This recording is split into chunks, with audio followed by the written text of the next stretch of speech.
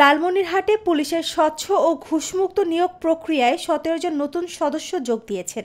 আবেদন করেছিলেন ১,৮৪৪ জন। কঠোর শারীরিক পরীক্ষা, লিখিত ও মৌখিক বাছাই শেষে নির্বাচিত হয়েছেন মাত্র ১৭ জন। এছাড়াও আরও ৩ জনকে অপেক্ষমান রাখা হয়েছে। নবীন পুলিশ সদস্যরা জানিয়েছেন, এটি তাদের জীবনের সবচেয়ে বড় অর্জন।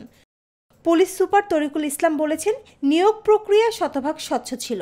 নতুনরা সততা, দায়িত্বশীলতা ও দেশপ্রেমের সঙ্গে জনগণের বন্ধু হয়ে আইন শৃঙ্খলা রক্ষায় কাজ করবে। জুন ২০২৫ নিয়োগ বিজ্ঞপ্তি ছিল। এই নিয়োগ বিজ্ঞপ্তিতে আমরা মোট আবেদনকারী ছিল ১৮৪৪ জন। তো বিভিন্ন প্রক্রিয়ার মাধ্যমে দিয়ে আমরা লিখিত পরীক্ষায় ৩৬৪ জনকে টিকে থাকে লিখিত পরীক্ষা পর্যন্ত, এবং ৩৬২ জন লিখিত পরীক্ষায় অংশগ্রহণ করে। এই অংশগ্রহণ করার পরে আমরা আজকে সকালে আপনার রিপোর্ট যেটা পুলিশের কোয়ার্টার থেকে পেয়েছি, সেখানে ৪৬ জনকে আমরা পাস উত্তীর্ণ পরীক্ষার্থী পেয়েছি। এই ৪৬ জনকে আজকে আমরা আমাদের দুজন অ্যাসিস্ট্যান্ট এবং আমি নিজে সভাপতি মিলে সারাদিনই ভাইবা নিলাম তাদেরকে, এবং এদের মধ্যে থেকে ১৬ জন মেধা তালিকায় এসেছে এবং ১ জন মুক্তিযোদ্ধার তালিকায় এসেছে।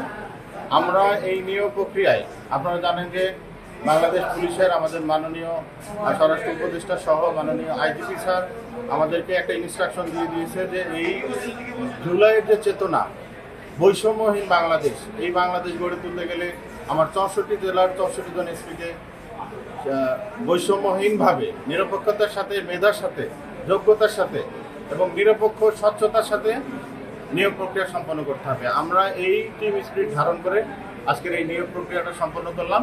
আপনারা দেখছেন যে এখানে অনেক ছেলে মেয়ে যারা এসেছে, অনেক দরিদ্র ফ্যামিলির ছেলে এসেছে।